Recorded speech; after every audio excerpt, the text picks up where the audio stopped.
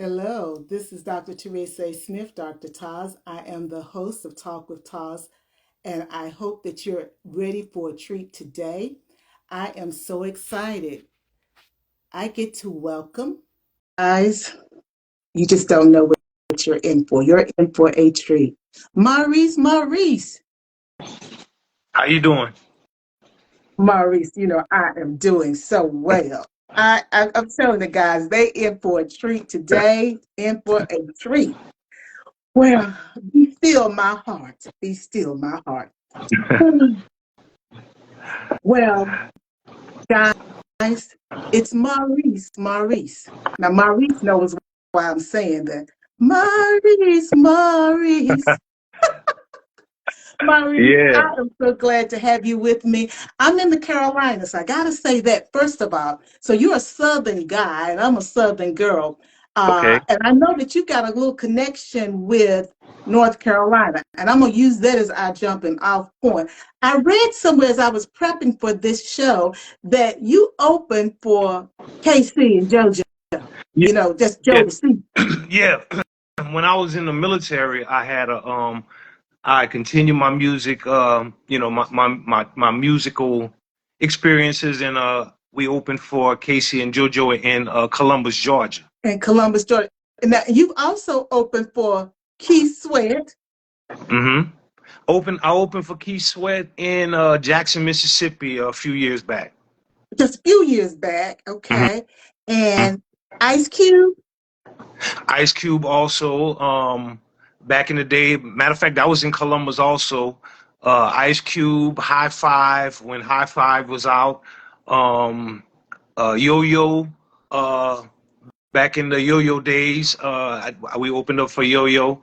I was in the military when I did that, but I continued to pursue my music career even after high school into the military, and we opened up for a few people at big shows. Well, now you're from, is it Kareem?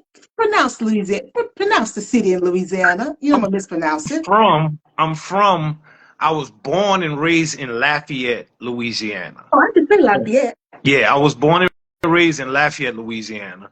But I currently live in Karen Crow, Louisiana, which is kind of like it's on the outskirts of Lafayette. It's like a suburb of Lafayette. Okay. The country part of Lafayette. Like once you leave Lafayette, it's a smaller part of a little country town and stuff. Well, We now have a we have a we have one Walmart and maybe, but this to get to the mall is like right up the road. So Lafayette is like maybe 5 minutes away from here. So, we're still kind of, not deep in the country. well, now don't make fun of me. Where my parents live, there is a caution light. Okay. We used to have a Walmart in our county, but we don't have a Walmart in our county anymore. So Okay. I guess well, my parents are really in the country, but that's nothing wrong with that. No. There's good things that come out the country now. Yeah, especially women. Oh, absolutely. Now I'm on springboard now because you see, you got this new hit that, as I told you, we have been prepping, guys. We've been talking all the time. I've been talking to Maurice because I need a sponsor, and I said, Maurice, I believe my mama gonna like this song. So for those of you who hear me talk about mama, I put mama on the phone last night. I said, Mama, listen to this. She said, now what is that? I said, it's Maurice. She said, now what is he saying? He wants to sponsor you. She said, Right. okay. He wants to treat you better than what your ex did. I said, do you That's like right. it, Mama? She said, I like that. I said, I know you would, Mama. I said, I told him that my mama gonna like this song. And she does. And I loved it when I first heard it. And Thank guys, you. those who know me, I don't like anything the first time I hear it. But when I heard it, I love the music. But Mama always taught me the words had to say Right. something. And your Right. words say something in this song. So can you tell me what inspired this track?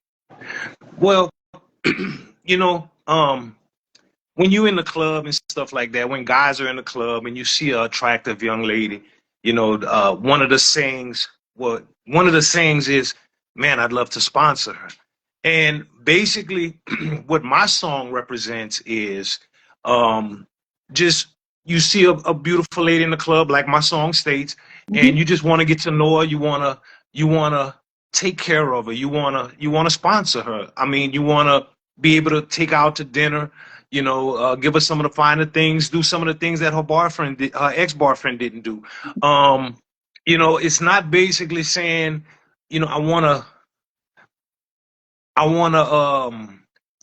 buy your love, like I say in the song, but it's just I want to take care of you. You know what I'm saying? I want to be there for you, whatever you need. You know what I'm saying? I want to go on trips with you. I want to show you off. I want you to show me off. Because even though I'm sponsoring you, you can sponsor me also at times. You know what I'm saying? Mhm. We go out to dinner one night, instead of me pulling out my card to pay for it, Like maybe she could say, "Hey, I got you tonight. You sponsoring me tonight. You taking care of me tonight." You know what I'm saying? So that's what the song represents, just taking care of you. Even if you want to be the independent type of female, it's just let me just take care of you. Let me show you a good time. And that's what the song represents. and welcome, New Chance. Thank you so much for joining us.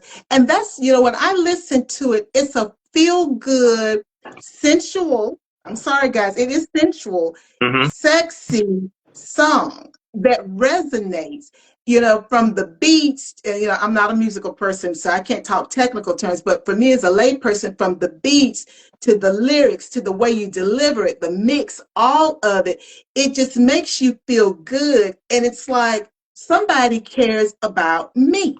And Right. that's the feeling that I got when I listened to it.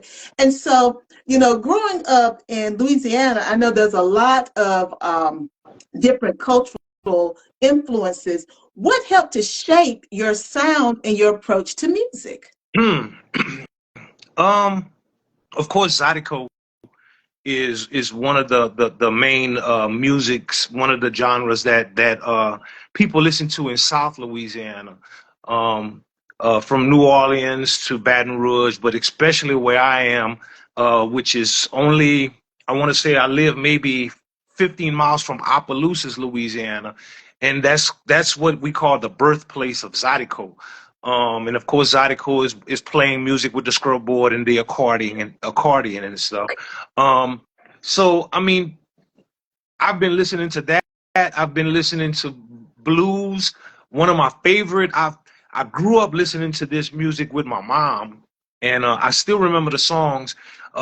Ronnie Laws. I don't know if you ever heard of Ronnie Laws, but he's a jazz artist, and I've grown up listening to him. So I mean, it's just a combination of different musicians, different musical genres that I've listened to that always been instilled in me, and I just decided to, I'm getting up in age, so I was like, you know what, let me go Southern Soul.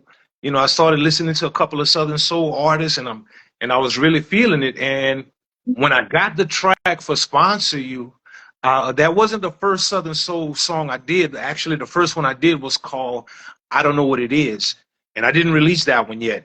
But when I wrote to it, I was feeling it so much, and I was like, I like this. So I wanted to continue, with the Southern Soul type of music and stuff. So I said, you know what? I'm walking in my kitchen one day, and because I'm a spontaneous writer. I write music.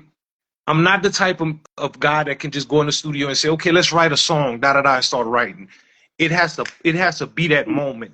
It Mhm. has to. I can wake up at 2 in the morning and think about something when I went to use the restroom. Think about something, and what I do is I write it down or I record it on my phone. And when I wake up the following morning, I'll continue to write it. So I was just walking in the kitchen and I started humming to myself, "Sponsor you, sponsor, sponsor." And I was like, okay. And it just grew from there.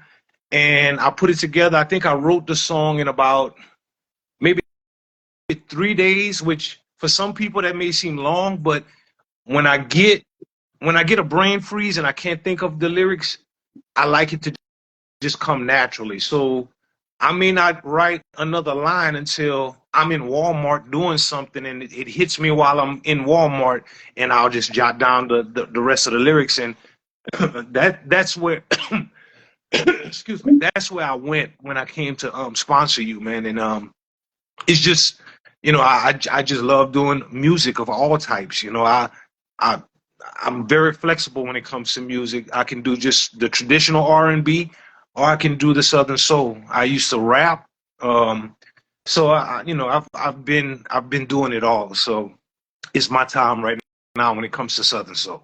And I agree with that. And thank you so much, Cyrus Webb, for joining us.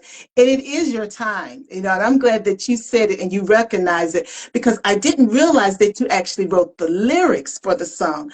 Oh And yeah. that leads me into my next question. I can see the influence of Southern soul and that storytelling and the emotional honesty that comes with Southern soul. Mhm.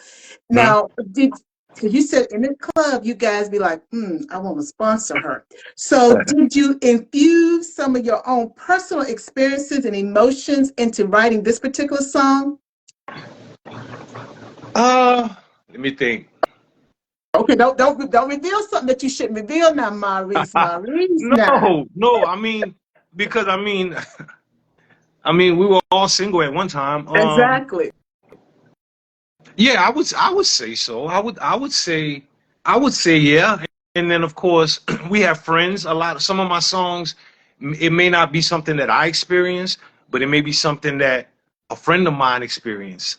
Something that a family member went through, and I Yes. just wrote. I just wrote based on what he went through or what she Mhm. went through. You Yes. know what I'm saying? Um, so it comes from different places. When I write my music, it comes from different experiences.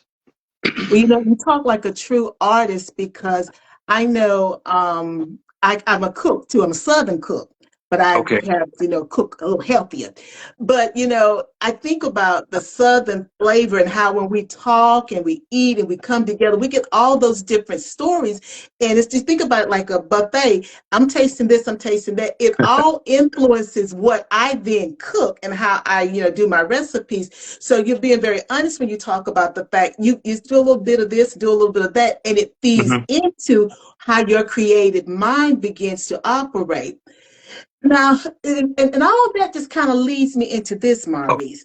Now, you Okay. ex-military. Now, what branch of the military were you in? I was in the army, and by the way, I can't see you, but it's fine. You could just keep flowing the way you flowing. Well, Maurice, when you go back and look at this, you're gonna say, "Oh, she was enjoying herself." I hope you Because were. I can see you, but I understand that you can't see me. But you're gonna say, "Oh, she was having a great time," and I am. So you Got were in the army, I, okay? I was in the army. I was stationed in Columbus, Georgia, right outside of Phoenix City, Alabama. I was there for about 5 years. In fact, I was stationed there at the same time. We were friends. Unfortunate what happened with him, and but I was stationed there and friends with Michael Tyler, aka Mystical. We Mhm. both deployed to Desert Storm, and both did time in Columbus. Hmm. Well, I was going to say thank you so much for your service. I didn't know that you were in Desert Storm. Hmm. My uncle was in the army, Okay. and he was a Vietnam veteran. Okay. And so I just have a special place for military, but particularly army. And so thank you so much for your service. You're welcome. And, you know, you were performing even then, but Hmm. there's been a transformation, and it seems like that's been a big part of your career, because you didn't let go of your dream. And as you said, this is your season now. What has been your biggest personal or maybe musical transformation, and how has it influenced your current sound? Um, I really think switching over to Southern Soul. At one point, I started doing music when I got out of the military and moved back home. I hooked up with Roy Anthony, Chip, aka Chip, and with Mo Hits, Mhm. and we were just doing traditional R&B and stuff. And then I was on the road with him. You know, him and his brothers had a group, Legit, called Legit, and I would go on to Oklahoma and Houston and do shows with them and stuff like that. And I just took a break from music just to I guess to handle business as far as the family and stuff like that, career wise and stuff. And I just took a break from it. And I had different friends. Marcus Allen was one of my close friends, and he was like, "Oh, he's still a close friend. Mhm. Yeah, he's an attorney out here." And he was like, "Man, you need to do one more, man. You need to get back in it. You need to get back into the music. You need to do it, man." And I was like, "Nah, I'm good, man. I'm giving it up, you know, because I'm a grandfather. You know, I'm gonna play with my grandson, and you know, do what I do what grandparents do and stuff." And he was like, "Man, I'm telling you, man, you really need to get back in there." And I think once he said that, and a couple of my other friends started, like Wendell Glover, who's a producer out here. He made reference to me getting back into music and stuff. And I said, you know what, that's that's what I'm going to do, and that's what really, you know, made me get back into it. Um, Seeing some of these other new guys in the Southern Soul, Antonio Armani, who's from Columbus, love his sound and stuff like that. He's from Columbus, Georgia, um, and just other artists out there. Ronnie Bell, seeing him perform, uh, you know, I just decided to get back into it, and I'm just jumping head first into it. You know what I'm saying? I'm ready to make the transformation and do what I do.